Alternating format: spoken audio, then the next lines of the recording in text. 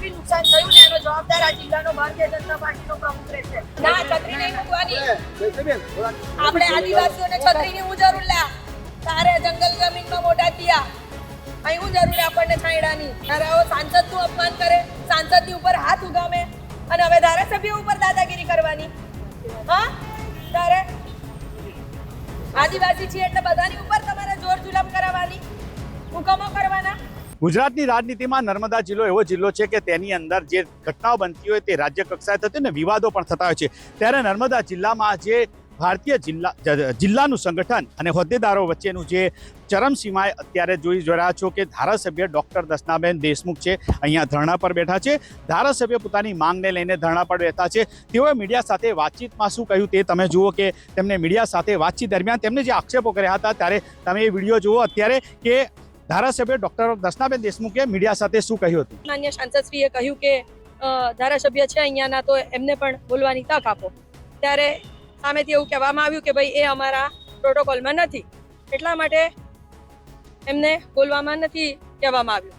અને આ વસ્તુને ધ્યાનમાં લઈને જિલ્લાના એસટી મોરચાના અધ્યક્ષ જે રાજુભાઈ વસાવા છે એમણે કીધું કે બેનના સ્વાગત માટેની પણ કોઈ વ્યવસ્થા નહોતી. ત્યારે હું પોતે એમના સ્વાગત માટેના ફુલહાર અને કલગીને એ બધું લઈને હું આવ્યો.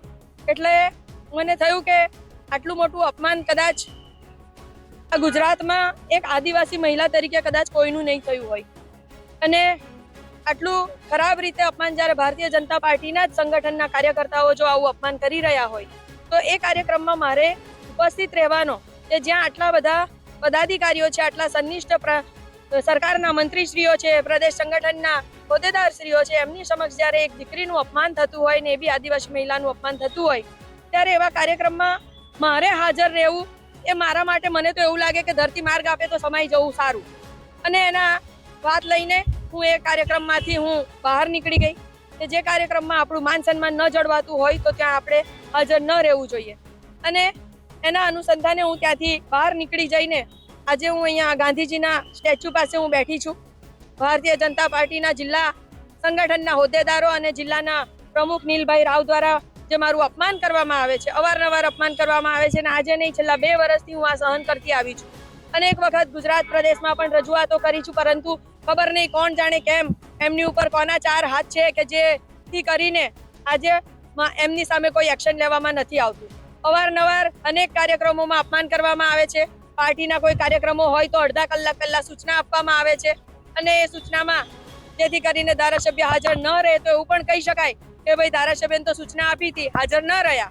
પરંતુ હકીકત શું છે, દેશમાં શું પ્રોબ્લેમ છે એ પ્રદેશના લોકોને જાણ નથી.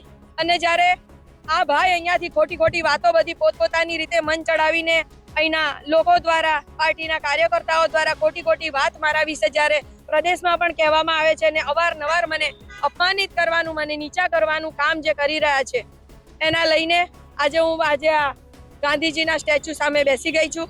કારણ કે એકવાર અપમાન થાય તો સહન થાય, પરંતુ અવારનવાર અપમાન થાય તો શું હું ધારાસભ્ય બનવું એક આદિવાસી મહિલા તરીકે શું મારો ગુનો છે? શું એક મહિલા છું અને આદિવાસી છું એ મારો ગુનો છે? એક દીકરી છું એ મારો ગુનો છે? અને આદિવાસી મહિલા તરીકે શું મારું અપમાન કરવું એ શું એમને અધિકાર આપેલો છે કોઈએ કે ભાઈ આદિવાસી મહિલા છે અને એને આપણે દરેક જગ્યા પર અપમાનિત કરવી જોઈએ?